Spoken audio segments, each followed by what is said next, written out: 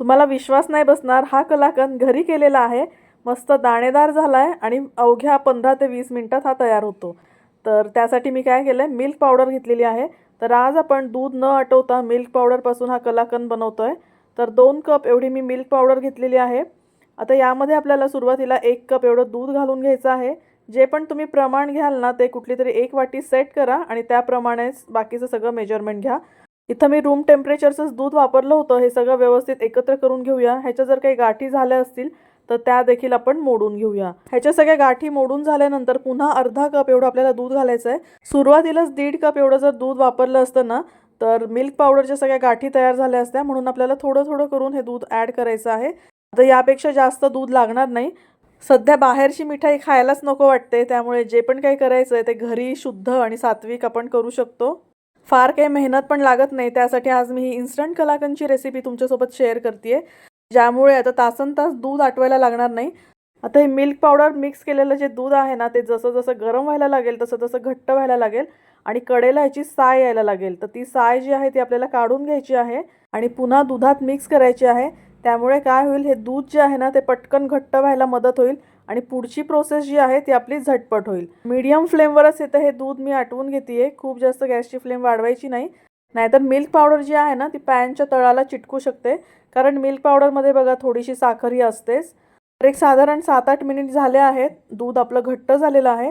या दुधाला दाणेदार टेक्स्चर येण्यासाठी अर्ध्या लिंबाचा रस मी पिळून घेते. आता या लिंबाचा रस घातल्यामुळे काय होतं, ह्याचं थोडंसं पनीर तयार होतं. म्हणजे सगळं दूध आपल्याला फाडायचं नाहीये, फक्त ह्याला ग्रेनी टेक्स्चर आले पाहिजे आपल्या मिठाईला, तेवढंच आपल्याला लिंबाचा रस घालायचा आहे. जर खूप जास्त लिंबाचा रस घातला तर ही मिठाईला आंबट चव येऊ शकते, लिंबाचा वास येऊ शकतो. त्यामुळे अर्ध्या लिंबापेक्षा जास्त रस यामध्ये घालायचं नाही. आता हे लगेच मिक्स करून घ्यायचं. आता ही अशी मिठाई जर तुम्ही घरी केली ना तर कशाला विकतची आणायला लागेल. फक्त यामध्ये एक करायचं आहे, मिल्क पावडर जी तुम्ही घ्याल ना ती जास्त जुनी असायला नको, नाहीतर मग या मिठाईला ना मिल्क पावडरचा असा वेगळाच वास येतो. त्यामुळे शक्यतो फ्रेश अशी मिल्क पावडरचा वापर करा. कलाकंदचं हे मिश्रण बऱ्यापैकी घट्ट झालेलं आहे. यामध्ये अर्धा कप एवढी साखर घातली. आता इथे आपण हे मिल्क पावडरपासून कलाकंद बनवतोय, त्यामुळे यामध्ये फॅटचं प्रमाण नाही आहे. म्हणून इथे मी साधारण 1.5 चमचा एवढं साजूक तूप ॲड केलं. पारंपरिक पद्धतीने म्हशीच्या दुधाचा वापर करून दूध आटवून जर असं कलाकंद बनवलं तर मात्र वेगळं तूप घालायची गरज पडत नाही. तर चला आता हे सगळं छान व्यवस्थित मिक्स करून घेऊया. आता आपल्याला ह्याला फक्त आटवून घ्यायचं आहे. जेवढं शक्य होईल तेवढं आपल्याला हे घट्ट करून घ्यायचं आहे. तर बरेच जण व्हिडिओ पाहतात पण लाईक करायला कंजूशी करतात असं मला वाटतं. त्याच्यामुळे तुमच्यासाठी मी मेहनतीने या रेसिपीज बनवत असते. तर एक लाईक नक्की करा. ज्याच्यामध्ये कलाकंद सेट करायचं ना तो ट्रे, त्याची हाईट थोडी जास्त असली पाहिजे. ह्याला थोडंसं तूप लावून ग्रीस करून घेऊया. तुमच्याकडे जर बटर पेपर असेल तर तो वापरा. माझ्याकडे नव्हता म्हणून मी तूप लावून हा ट्रे इथं सेट करून ठेवला. आता यामध्ये आपल्याला वेलची पूड घालायची आहे. बरेच जण यामध्ये ना जायफळ देखील घालतात. तर तुम्हाला जायफळ वेलची जे काही आवडत असेल ते तुम्ही वापरू शकता. आम्हाला जायफळचा वास आवडत नाही म्हणून मी ते स्किप केलं आणि वेलचीचा वापर करते. तर थोडेसे बदाम आपल्याला गार्निशिंगसाठी लागणार आहे, त्याचे फ्लेक्स देखील इथे मी तयार करून घेतले. आणि इथे तुम्ही बघू शकता हे जे आपलं मिश्रण आहे ते आता बऱ्यापैकी घट्ट व्हायला लागलेलं आहे. तुम्ही जर सुरुवातीपासून हा व्हिडिओ पाहिला असेल ना तर तुमच्या लक्षात आलं असेल की हे जे मिश्रण आपण केलेलं आहे ना ते फक्त आपल्याला गॅसवर ठेवून मिक्स करायचं, एवढं एकच काम आहे. तर फार काही मेहनत लागत नाही. आता यामध्ये मी वेलचीची पूड मिक्स केली आणि पुन्हा हे सगळं छान व्यवस्थित एकत्र करून घेतलं. विकत जर आणायला गेलं ना तर जवळजवळ 140 रुपयाची 200 ग्रॅम एवढी ही बर्फी मिळते. पण हीच बर्फी जर आपण घरी बनवली तर खूप स्वस्तात होते. शिवाय हायजीन देखील आपल्या घरात किती मेंटेन असते हे आपल्याला माहिती असतं. यामध्ये आता 1 चमचा तूप पुन्हा ॲड केलं आणि आता गॅसची फ्लेम मी थोडी हाय केलेली आहे. हाय फ्लेमवर ह्यातलं जे एक्स्ट्रा पाणी आहे किंवा जे मॉइश्चर आहे ते आपल्याला सगळं काढून घ्यायचं आहे. तर हाय फ्लेमवर नंतर शिजवण्याचे 2 कारणं आहेत. एक तर बर्फी छान सेट होते, दुसरं म्हणजे ह्यातली जी साखर आहे ती कॅरमलाइज होते आणि त्यामुळे या बर्फीला मस्त असा थोडासा बदामी रंग येतो. पहा, या कन्सिस्टन्सीचं मिश्रण पाहिजे म्हणजे बर्फी सेट पटकन होते.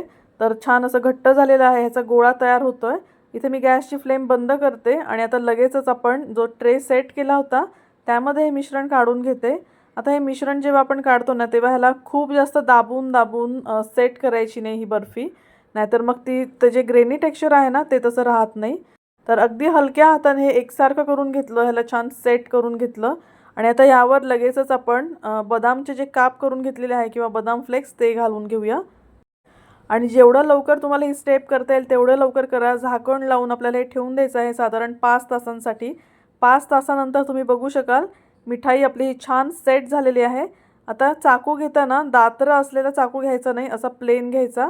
म्हणजे हे जे कारण ह्याला कसं ना ग्रेनी टेक्स्चर आहे ना, तर मग ती सगळी मिठाई जी आहे ती सगळी अशी उचकटल्यासारखी होईल, व्यवस्थित ती कट होणार नाही.